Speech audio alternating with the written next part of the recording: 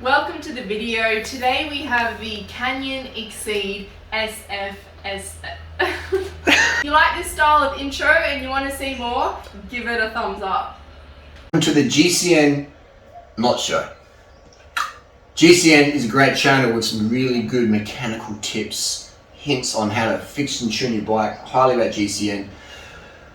Today we're doing a different style of video. We're going to talk about the real bike reviews out there. All right, now if you appreciate real, legit reviews, unsponsored, unbiased is the main one. Because someone might sponsor me a product and I'm never going to say this is good because I'm getting paid for it. That's not me, all right?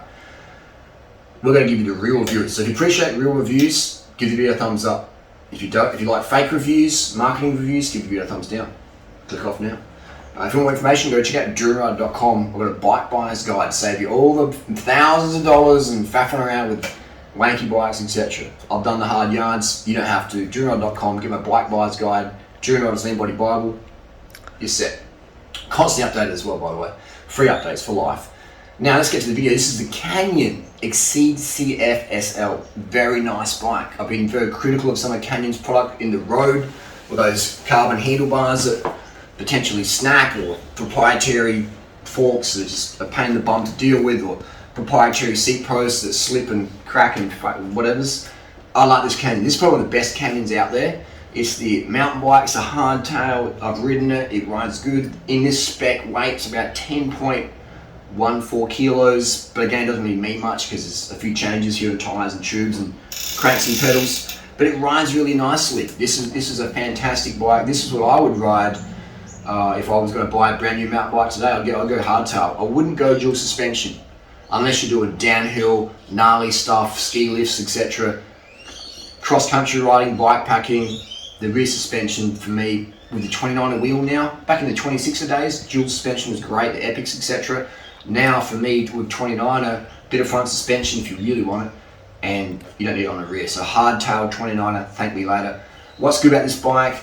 I love this design, look at that. There's a headset thing here where if you turn the bars, it knocks it, so you can't snap your top tube when your bars spin around in a crash or whatever. So that's a really, really good idea. Canyon, the Chinese manufacturer who made this bike, that's a fantastic idea. All bikes should have this, mountain bikes, fantastic. Unlike your Epic that's got a scratch in it. Yes, epic fail. Yeah. But I would prefer this bike, hands down, over the S-Works Epic dual suspension, hands down.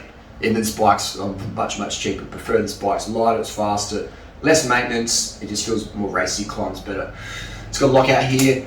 The negatives of this bike, what's the negatives? SRAM brakes, SRAM hydro mountain bike brakes.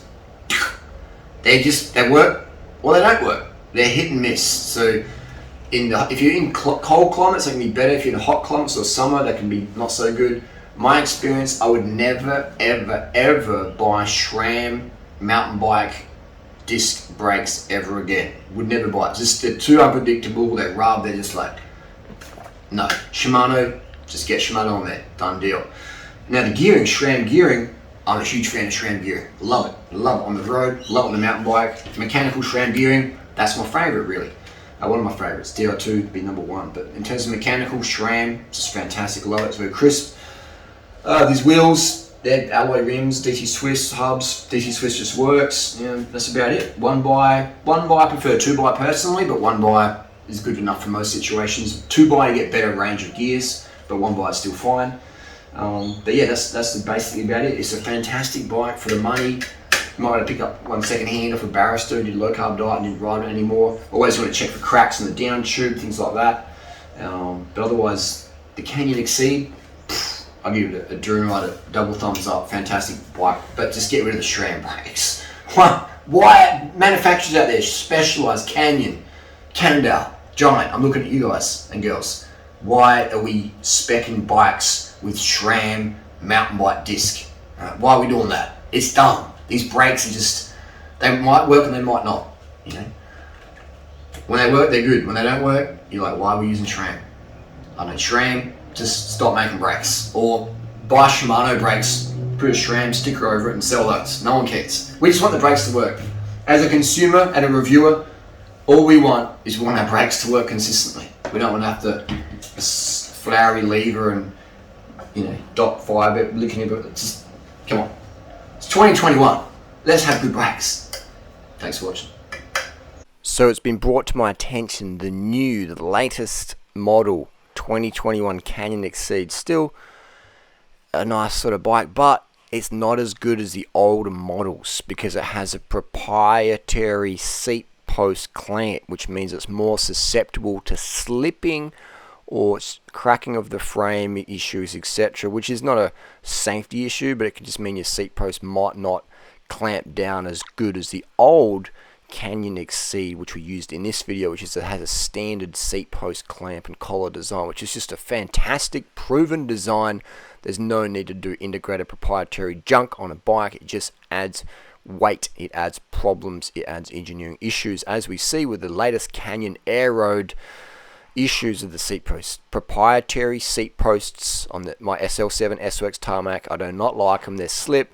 In my experience, the more chance of cracking the frame down the track. It's just a pain in the bum.